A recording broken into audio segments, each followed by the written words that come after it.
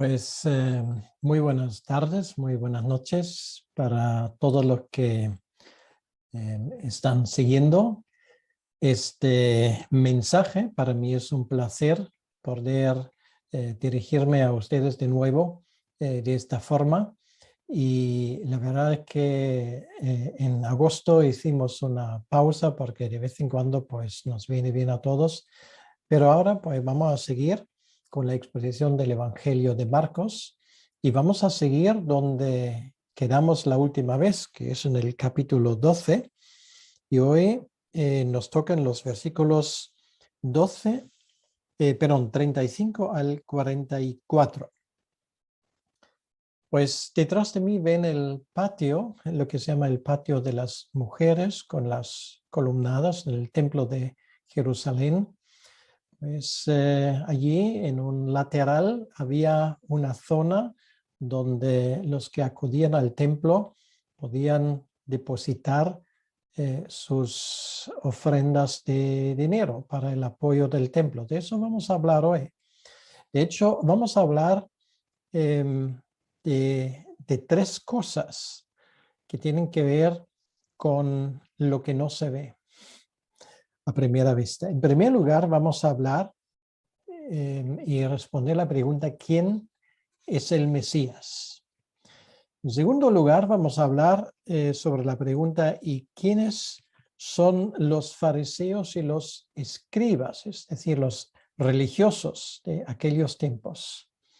Y en tercer lugar, vamos a responder la pregunta: ¿quiénes son los que de verdad aman a Dios? Serán tres preguntas muy interesantes. Esto se lo puedo anticipar, y es un texto que realmente nos invita a la reflexión. En el contexto, le quiero ubicar allí brevemente para aquellos que tal vez se han olvidado dónde paramos la última vez. Estamos en la última semana del ministerio de Jesucristo en Jerusalén. Y estamos en martes, y martes, bueno, algunos lo han llamado el día de las preguntas. ¿Por qué? Bueno, porque había varias personas o grupos de personas que hicieron preguntas a Jesucristo. Por ejemplo, la cuestión del tributo, la pregunta por la resurrección. La última vez hablamos de un joven escriba que preguntó al Señor Jesucristo: bueno, ¿y cuál es el mandamiento más importante? Pues ahora esto se acabó, se acerca ya la fiesta de los panes sin levadura, donde se conmemora la salida de Egipto. Faltan muy pocos días ahora para este paso final que dio nuestro Señor Jesucristo para entregar su vida en sacrificio por nosotros. En estos días previos a la fiesta de la Pascua, que está a punto de caer, pues ya se habían comprado los corderos. Y estos corderos, los corderos pascuales, durante unos días estaban bajo observación, para decirlo así. ¿Por qué? Porque una familia israelita tenía que averiguar que este cordero no tuviera ningún tipo de defecto, y por lo tanto el cordero convivía durante un tiempo con la familia para que la familia pudiese cerciorarse para que este animal pues no tuviera ningún tipo de efecto, de defecto. De la misma manera, para decirlo así, nuestro Señor Jesucristo fue puesto bajo observación, y esto fue la razón por la cual los evangelios nos cuentan esas preguntas. Y obviamente, de todas esas preguntas, él había salido de forma triunfante. Realmente al final no quedaba nadie que quería hacerle alguna pregunta. Porque lo había respondido todo, y además lo había respondido más que satisfactoriamente. Ahora tienen que callarse a la hora que Jesucristo había demostrado su superioridad. Y ahora empieza de nuevo a enseñar y ahora le toca a él poner una pregunta. Ahora es él quien pregunta. Y esto vamos a escuchar ahora. Voy a leer de Marcos capítulo 12, a partir del versículo 35 hasta el final del capítulo. Dice así la palabra de Dios. Enseñando Jesús en el templo decía: ¿cómo dicen los escribas que el Cristo es el hijo de David? Porque el mismo David dijo por el Espíritu Santo: dijo el Señor a mi Señor, siéntate a mi diestra hasta que ponga tus enemigos por estrado de tus pies. David mismo le llama Señor. ¿Cómo pues es su hijo? Y gran multitud del pueblo le oía de buena gana y les decía en su doctrina: guardaos de los escribas que gustan de andar con largas ropas y aman las salutaciones en las plazas y las primeras sillas en las sinagogas y en los primeros asientos en las cenas, que devoran las casas de las viudas y por pretexto hacen largas oraciones. Estos recibirán mayor condenación. Estando Jesús sentado delante del arca de la ofrenda, miraba cómo el pueblo echaba dinero en el arca, y muchos ricos echaban mucho. Y vino una viuda pobre y echó 2 blancas, o sea, un cuadrante. Entonces, llamando a sus discípulos, les dijo: de cierto os digo que esta viuda pobre echó más que todos los que han echado en el arca, porque todos han echado de lo que les sobra, pero esta, de su pobreza, echó lo que tenía todo su sustento. Hasta aquí la palabra de Dios. Vamos a hablar con Dios un momento. Señor nuestro Dios, te damos las gracias por esta palabra de tu escritura. Gracias, Señor, porque nos sigues hablando. Y te damos las gracias también por la ocasión de reanudar esa serie de exposiciones de tu palabra después de un descanso en el mes de agosto. Te pido, Señor, que tú bendigas a todos los que están siguiendo este mensaje para que puedan entender lo que tú quieres decirles. Y, Señor, esto es nuestra petición. Háblanos a todos nosotros, por el honor y por la gloria de tu nombre. Amén.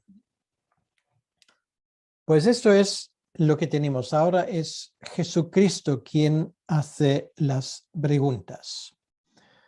Y la pregunta que él pone ahora tiene que ver con su propia persona y responde a la pregunta: ¿quién es el Mesías? Entonces, quiere decir, de la defensa pasa al ataque. Y en los próximos versículos no solamente da una respuesta a la pregunta ¿quién es el Mesías?, sino también a la pregunta ¿quiénes son los que quedan excluidos del reino de Dios? En otras palabras, ¿quiénes son los religiosos? Porque es a ellos que les toca esto. Y luego, en tercer lugar, ¿quiénes entrarán en el reino de Dios? Y allí tenemos el ejemplo de la viuda. Vamos con la primera pregunta. ¿Quién es el Mesías? Y estamos hablando de los versículos 35 al 37. Cuando Jesús hace unos días entraba en Jerusalén, niños le aplaudían y le llaman Hijo de Dios. Había un gran aplauso por la aparición de Jesucristo. La gente le gritaba hosanas y daba la bienvenida al Hijo de David. Y esto era la razón por la cual los fariseos se pusieron furiosos. Incluso le dijeron a Jesucristo: diles que se callen, que no sigan gritando ese tipo de mensajes, porque esto es una blasfemia. Jesucristo en aquel momento dijo, si ellos se callan, pues las piedras gritarán. Ahora, esto no es todo, porque además Jesucristo ahora lo dice a través de sus preguntas con toda la claridad que es Él quien cumple las palabras, en este caso las palabras del Salmo 110. El Salmo 110 es un salmo extraordinario. Y es extraordinario porque tenemos una serie de salmos que llamamos mesiánicos, salmos que hablan de Jesucristo, pero este es el salmo que es el más mesiánico de todos. Quiere decir que está más clara que el agua, debería serlo, de quién habla David en este salmo. Y esto es la razón porque el Salmo 110 es el que más se cita en el Nuevo Testamento. ¿Por qué? Porque más que ninguno pone de manifiesto que es Jesucristo, Jesús de Nazaret, Él que es el Mesías prometido, la esperanza cumplida del pueblo judío durante tantos años. Y esto es la pregunta que pone en el versículo 35. Si leéis ese salmo, ¿cómo dicen los escribas que el Cristo es el Hijo de David? Porque el mismo David dijo por el Espíritu Santo, dijo el Señor a mi Señor, siéntate a mi diestra. Bueno, es Dios el Padre hablando a su Hijo de sentarse a la diestra. Esto nos habla claramente de la divinidad, de la plena divinidad del Hijo. Y además su capacidad de juzgar, porque dice, hasta que ponga tus enemigos por estrado de tus pies. Quiere decir que es Dios el Padre quien habla al Hijo. Y esa diestra es el sitio de poder, de honor. Allí se sentaban hasta el día de hoy las personas más importantes. Y en ese sitio, a la diestra del Padre, para decirlo allí así y hablando metafóricamente, es el sitio donde de momento Jesucristo está sentado. Es el sitio de poder. Me ha dado todo el poder en los cielos y en la tierra. Esto es el sitio donde se toman las decisiones más importantes del mundo. No en Washington o en Moscú o en Beijing o en ninguna otra capital. No, es ahí a la diestra del Padre donde se toman las decisiones que realmente cambian ese mundo.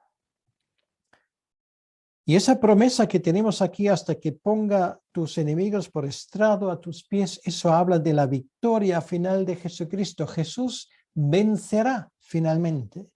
Y los enemigos suyos serán como estrado de los pies. Es una señal de victoria y de humillación para los enemigos. Si queréis ver un ejemplo, podéis verlo en Josué capítulo 10, versículo 24, donde ocurre precisamente esto. Pero vamos a leer el pasaje que describe lo que Jesús aquí está mencionando. Lo tenemos en el libro de Apocalipsis, capítulo 19. Versículo 11 dice, entonces vi el cielo abierto y aquí un caballo blanco. Y el que lo montaba se llamaba Fiel y Verdadero, y con justicia juzga y pelea. Sus ojos eran como llama de fuego, y había en su cabeza muchas diademas, y tenía un nombre escrito que ninguno conocía sino él mismo. Estaba vestido de una ropa teñida en sangre, y su nombre es el Verbo de Dios. Y los ejércitos celestiales, vestidos de lino finísimo, blanco y limpio, les seguían en caballos blancos. De esto habla ese versículo. Es la victoria finalmente al final de los tiempos cuando Jesucristo empieza a reinar. El Antiguo Testamento está lleno de profecías en cuanto al Hijo. Voy a poner otro versículo sorprendente. Del Salmo 2, versículo 12, dice literalmente, honrad al Hijo. Bueno, eso está en el Antiguo Testamento, ¿vale? Salmo 2, versículo 12, honrad al Hijo para que no se enoje y perezcáis en el camino, pues se inflama de pronto su ira. Bienaventurados todos los que en él confían. Esto habla de Jesucristo, confiar en el Hijo. Es una palabra, recuerdo, del Antiguo Testamento, no del Nuevo Testamento. Es que no se puede decir con más claridad de esta manera. Jesucristo dijo sobre el Antiguo Testamento en Juan capítulo 5, versículo 39, escudriñad las Escrituras porque a vosotros os parece que en ellas tenéis la vida eterna y ellas son las que dan testimonio de mí. Y así es. El Antiguo Testamento habla de este hecho de que Jesús es el Mesías. Los niños, cuando Jesús entraba en Jerusalén, no se equivocaban. Daban en el clavo. Bienvenido, daban al Hijo de David. Y más que cualquier otro libro son los Salmos, el libro de los Salmos, que hablan de Jesucristo, hablan de Cristo en sus sufrimientos, por ejemplo, el Salmo 22, en su humillación, en las agonías de su muerte, pero también habla de la resurrección. No dejarás que tu santo vea la putrefacción. Así es, y leamos siempre, por lo tanto, los salmos con reverencia, y digámonos siempre que los leamos, nos lo propongamos. Esto es muy importante. Este libro trata de un ser superior a David. Es el Hijo de Dios. El versículo 37 dice, David mismo le llama Señor, como pues es su hijo.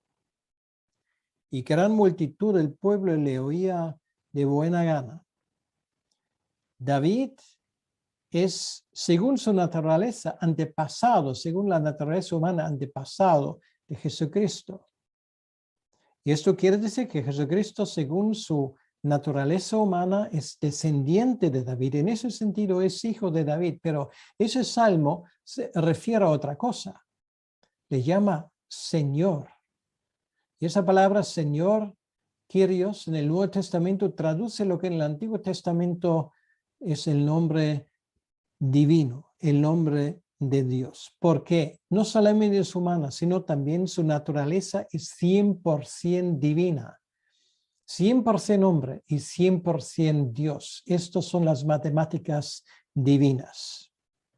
Lo que parece ser una contradicción no lo es en la persona de Jesucristo. Y así le hemos conocido, le hemos acompañado durante esos 3 años y medio en las páginas del Evangelio de Marcos y hemos visto cómo, por un lado, sí tenía tenía sed, tenía hambre, estaba cansado, estaba llorando, pero por otro lado le vimos hacer milagros, multiplicaba panes, creó vino del agua y todo ese tipo de cosas que solamente Dios puede hacer. Jesús hace una pregunta. ¿Cómo pues es su hijo? Y la pregunta queda en el aire. Me imagino que en ese momento la gente que, como dice el versículo 37, le oía de buena gana, estaba calladísima. Solamente era palpable el gozo del pueblo que había puesto de manifiesto la ignorancia de sus líderes, la ignorancia de sus sacerdotes, la ignorancia de los escribas. Sí, se sabían el Tanaj, el Antiguo Testamento de memoria, y buena parte de las tradiciones también. Pero no se daban cuenta que aquel que tenían por delante era nadie menos que el cumplimiento de las promesas, era Jesucristo, el Hijo de Dios.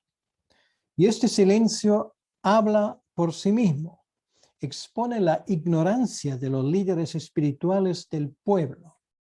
El orgullo y la hipocresía son los impedimentos más importantes de una idea correcta de Jesucristo. Y esto no ha cambiado hasta el día de hoy. Ese orgullo, esa soberbia, esa hipocresía sigue siendo el obstáculo más importante de la gente a la hora de darse cuenta o no si Jesucristo realmente es el Mesías. Nada hay para el hombre que le hiera tanto que la soberbia, como que se le haga ver que ignora aquello mismo que pretende saber. En otras palabras, nadie es tan ofensivo para una persona que quedarse expuesta a la cruda realidad. Pretende ser tan inteligente, pretende ser tan sabio, perdón, pretende ser tan extravagante en tus formas y no te das cuenta de lo más importante, que el Hijo de Dios ha venido también en sacrificio por gente como tú. No saben dar una respuesta a esa pregunta, a esa que es la pregunta más importante. ¿Quién es Jesucristo? Y ahora déjame preguntarte a ti también muy personalmente. Si por si acaso me escuchas por primera vez o incluso puedes escuchar por primera vez el evangelio predicado, te pregunto directamente, Jesucristo para ti, ¿quién es? También en tu caso tu orgullo, tu soberbia te impide seguirle sin reparos. Sería una tragedia, mi amigo. No caigas en la misma trampa que los religiosos de aquel momento. Porque no hay pregunta más importante a la que tienes que responder que esta. ¿Quién es Jesucristo? Y mejor hacerlo ahora, que aún tienes la oportunidad que cuando sea ya muy tarde, porque tu destino eterno depende de tu respuesta. Pero Jesucristo aún no ha terminado. Su misericordia quita el maquillaje de los fariseos que intentaban tapar realmente sus miserias. Y da un paso más y habla ahora directamente de ellos, de los religiosos, de los fariseos, los escribas, los saduceos, que tan sofisticadamente se creían superiores a lo que ellos llamaban el Am Haaretz, el pueblo común, el pueblo de la tierra. Ellos eran los que más entendían de Dios. Realmente las palabras de Jesucristo en cuanto a ellos son devastadoras. Siempre hay que ser positivo y amable. Hay gente que dice esto. Pero aquí vemos que no es así, porque aquí Jesucristo ni es positivo ni es amable. Y obviamente sacamos de eso la cuestión que hay un tiempo para ser positivo y amable. Y hay un momento cuando realmente hay que llamar al pan, pan y al vino, vino. Y no siempre con las palabras más amables. Y este momento ha llegado ahora. Son las palabras más duras que leímos en el Nuevo Testamento. Si queréis verlos todos, pues en el pasaje paralelo de Mateo lo tenemos. Mateo capítulo 23. Jesús les llama de todo: hipócritas, guías ciegos, insensatos, necios, serpientes, generación de víboras. Pues es una serie de preguntas que realmente te deberían hacer pensar. Y nos enseña una cosa: si llega el momento, si es el momento, hay que denunciar, hay que identificar el error y hay que decir también a la gente con claridad lo que es y lo que no es. Y este momento en el ministerio de Jesucristo ha llegado ahora. Les llama simplemente a estos eruditos, a esa gente que se sentaban en la silla de Moisés, les llama simplemente impostores. Jesucristo da pruebas de sus acusaciones. No es que los acuse gratuitamente. Aman al honor que le da la gente. Se aprovechan de los más indefensos, de las viudas.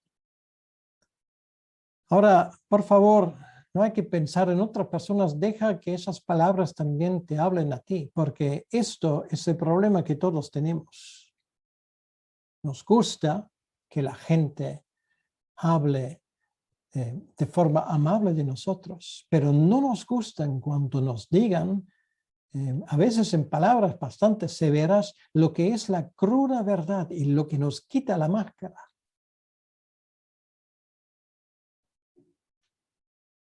A veces somos así y a veces somos los mismos hipócritas que aquí en este versículo se les identifica a los fariseos en estos términos. También nos gusta mucho que nos den los honores que a nosotros nos parece que nos merecemos. Y hay de aquel que se olvida. Particularmente en el mundo académico, también evangélico, o particularmente evangélico, esto es un fenómeno que no es tan extraño. Hay una cosa que yo llamaría titulitis. Está lleno el mundo evangélico de doctores y académicos, de gente que tiene ese título y el otro, que les gusta, que les llamen maestro y no sé qué cosas más. Nos encanta que el Estado nos reconozca, nos conceda nuestros seminarios con sus titulaciones, sus derechos. Nos encanta que nos invitan cuando alguien del entorno del rey o un político famoso se case o tenga una fiesta, también nosotros tenemos que estar, y ahí sí nos pasan por alto. Realmente nos debería importar un bledo lo que el mundo, esa gente que ni sabe quién es Jesucristo ni lo que ha proclamado, piense de nosotros. Lo que nos debería importar es que el que está en los cielos, que será nuestro juez, el último que dictará sentencia, lo que él piensa de nosotros. Y esto es el tema. Mucho cuidado con convertir la fe en un negocio. Mucho cuidado con la injusticia y el fraude. Nuestra fe jamás debería llegar a ser un negocio.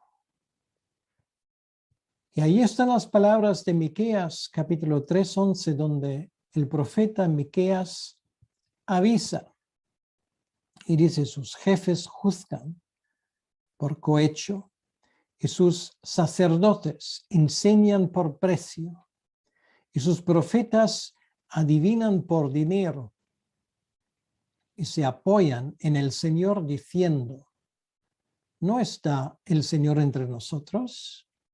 No vendrá mal sobre nosotros.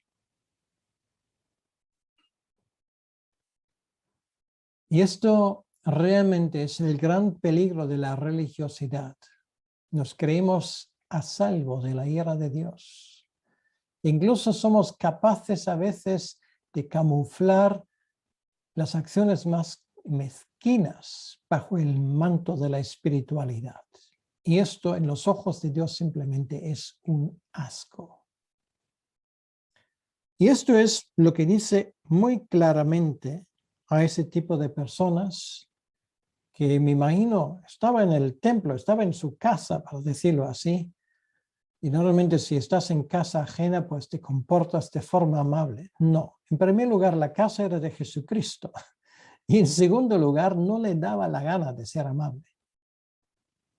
Les llamó hipócritas, les llamó tumbas blanqueadas, víboras, nido de serpientes, etcétera, etcétera, etcétera. ¿Por qué?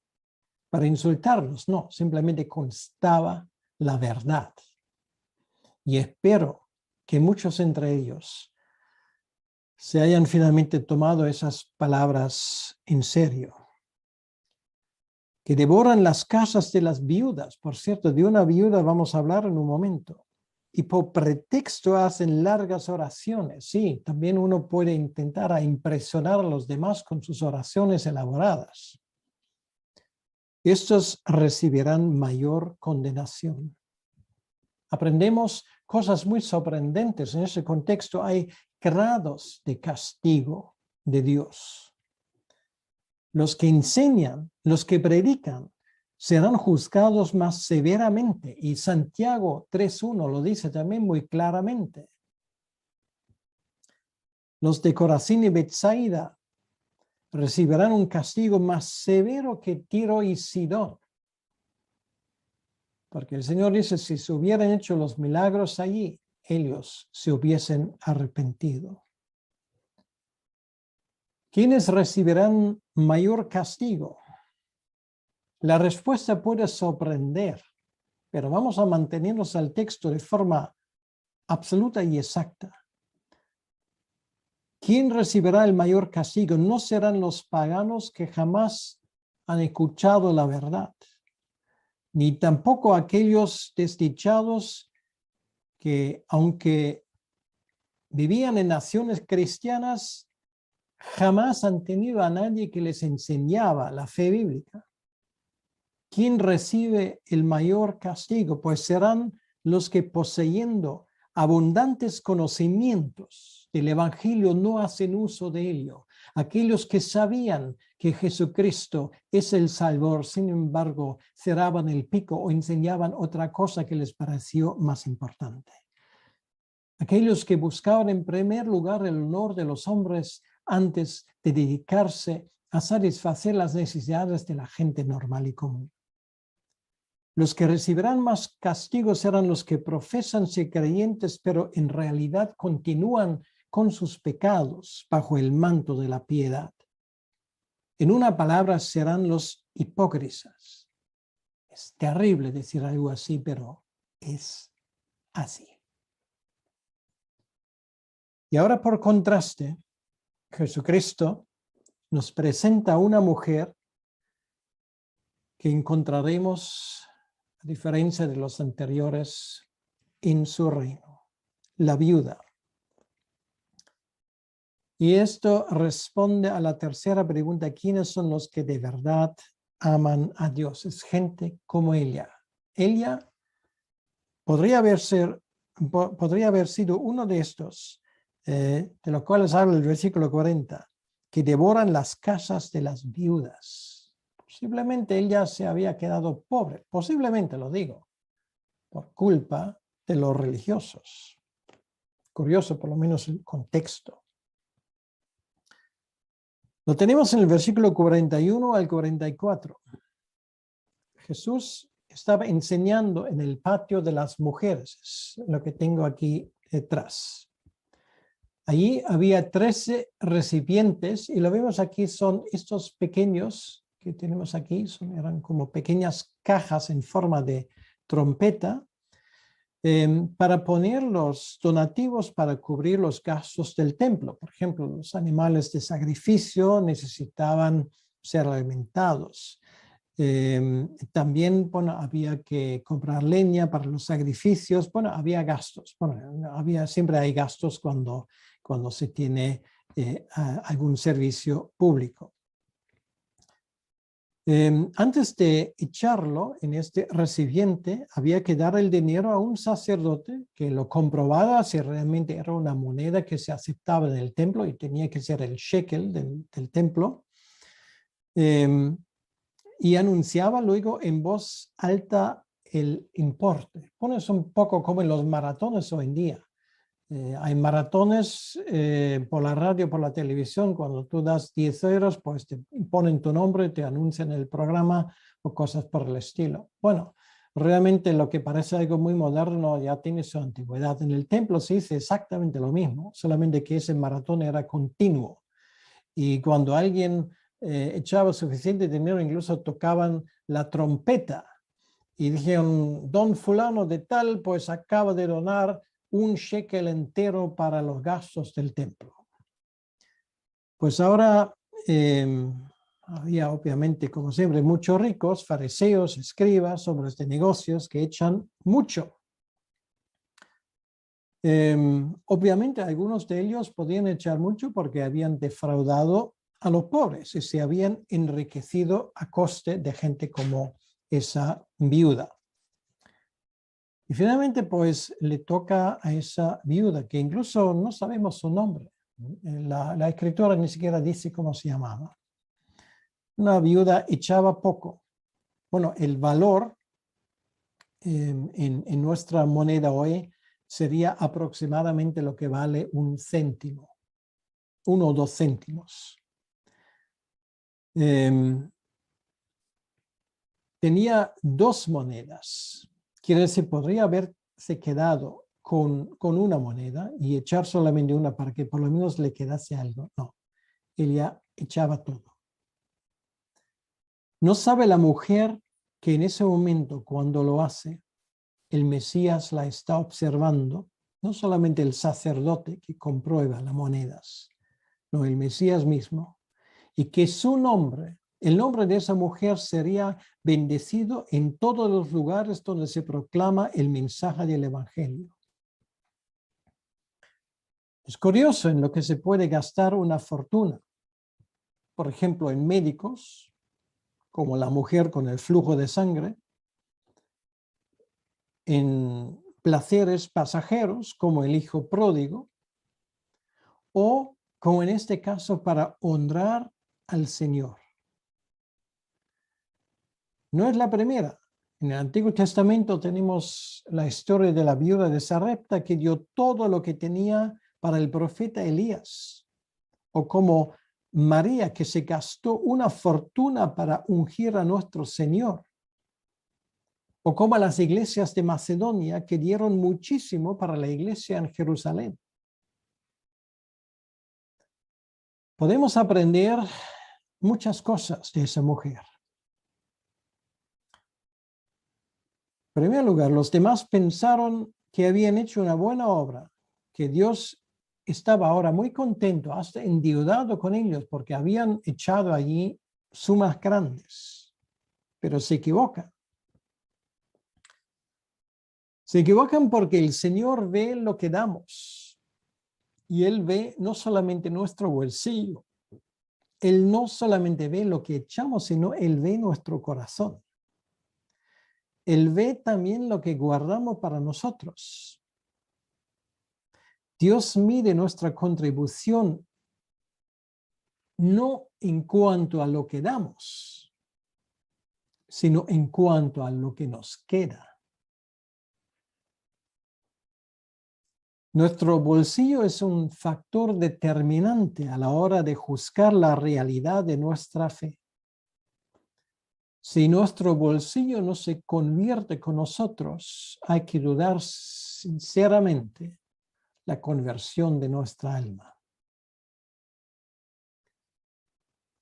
Es un consuelo para aquellos que poco tienen que dar. Es un desafío para aquellos que tienen muchos. Pues tú mismo decides en qué grupo caes. La viuda dio todo lo que tenía a Dios y ahora depende en todo de Dios. No es una casualidad que el Señor ahora nos presenta el ejemplo de la mujer pobre al final de este pasaje. Porque esa mujer, esa viuda, así se transforma en la respuesta de nuestro Señor a todas las preguntas que le habían puesto los judíos nobles. La respuesta es Elia, lo de César y Dios. Pues ella da a Dios lo que le pertenece. Todo. Los saduceos y la resurrección, pues ella cree obviamente en la resurrección porque ahora se queda sin nada y lo más seguro es que iba a morir de hambre. Pero tenía esa esperanza. Dios le cuidaría.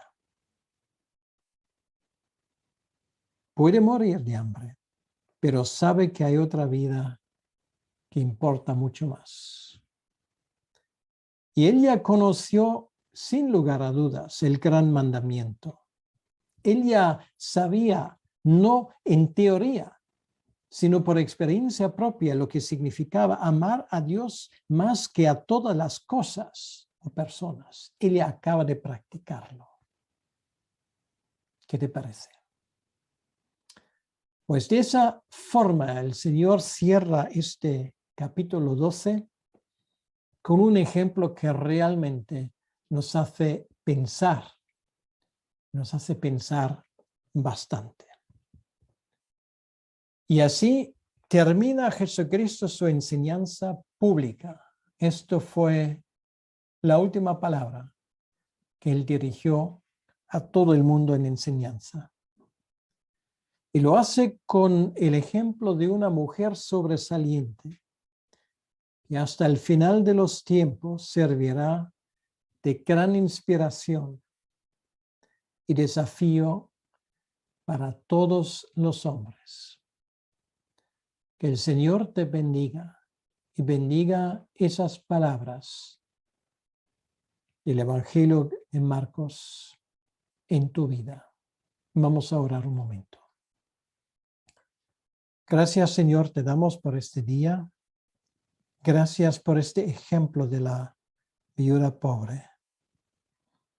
Señor, si yo me comparo con ella, realmente no soy digno ni de tocar las zapatillas de sus pies.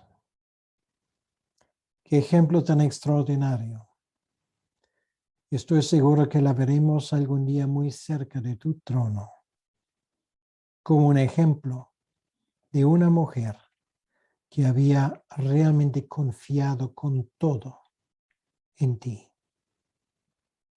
Señor, te pido por todo lo que ahora nos están escuchando, que tú mismo hables a sus corazones, que no sean mis palabras, que seas tú, Señor, hablando a ellos. Te lo pido en tu nombre, para tu honra y para tu gloria. Amén. Dios les bendiga.